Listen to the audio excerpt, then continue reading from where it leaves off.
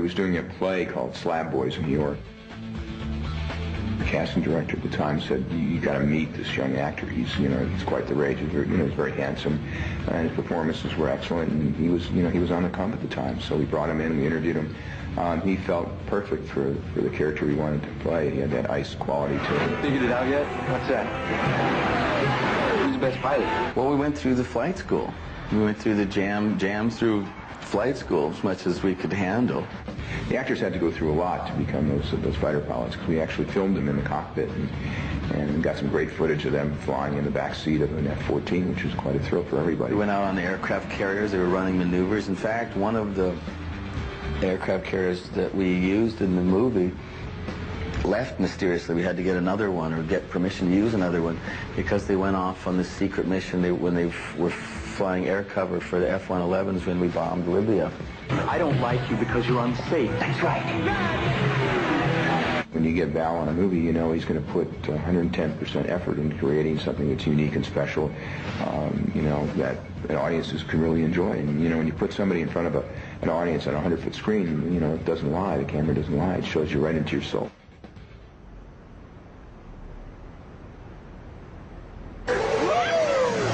Yeah, Willow was a lot of fun. I met my wife there because I met her and just fell in love. I spent every day for 6 months trying to get her to date me, and she wouldn't do it.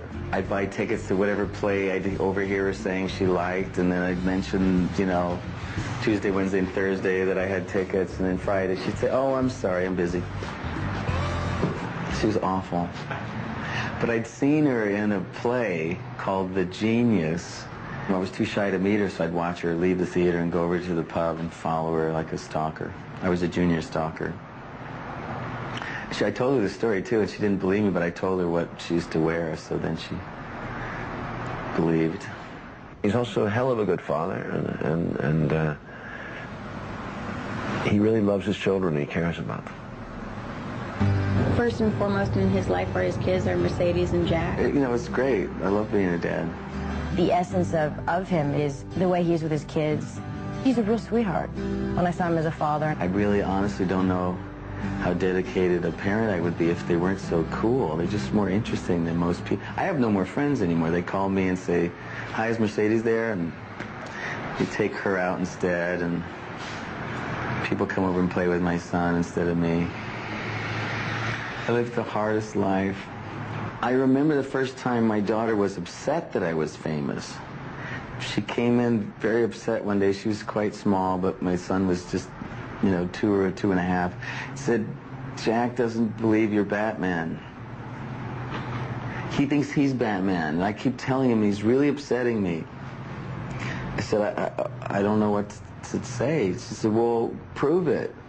I said, "Well, if he thinks he's Batman, what can I do?" And she said, "Well, show him the movie." So I went out and rented the movie.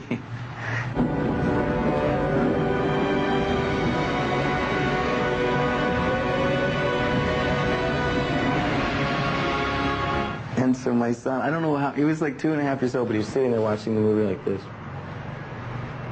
Like, okay, there you are pretending to be Batman, but I'm Batman. Used to have the little PJs with the cape on it and all. I thought it was because of me, but he had no interest in me being Batman. I regret ever complaining about the bat suit because people still ask me about it. It is living hell, which my compatriots would or have corroborated. It just hurts. It's like being old because you can't hear, you can't see, no one talks to you, you can't stand up on your own, you fall over for no reason. I mean, it's all things. I know what it's like to be 88 because I've been in the bat suit. I mean, I would love to see Val lead a movie because he's certainly capable of it. And if you surround him with good, solid actors and a good story, he can do it, for sure. Whether that's his intention, it makes him happy, I don't know that it would. The Saint didn't make him happy. Batman didn't make him happy. Big money was at stake. He was in pain. He was in misery. So when he's doing what he loves, which is acting, which is playing, he loves to play, Val. He's a child, and as many of us are at heart. You'd think that someone who's has long and illustrious a career as him would have to be a pretty manipulative guy, and I think he's really childlike in his aspirations and his beliefs, and I think that's something really intangible about him, and something that's probably protected him in a way that's good, you know. He likes to play still. He wants to play on Earth. And that's what he loves, when he can get behind a role and chew on it. Oliver Stone's concerned about everyone and everywhere, or at least interested. I don't know if he's concerned about everyone, but he'll know if something's gone on with the driver. He'll know somebody's personal drama with the catering. He always got his ears open. He's almost a little clairvoyant. He's always a little scary. Because he'll mention something that I haven't mentioned to him. He just does it on purpose. I don't know. He's got good spies. They're everywhere. Who sent you? Have you seen ID from him? Maybe he's not with us. He does seem to have magical powers. Up next, Kilmer takes on a role of mammoth proportions. It was very tiring pretending to be John Holmes, but it was very gratifying. What is your favorite Val Kilmer film?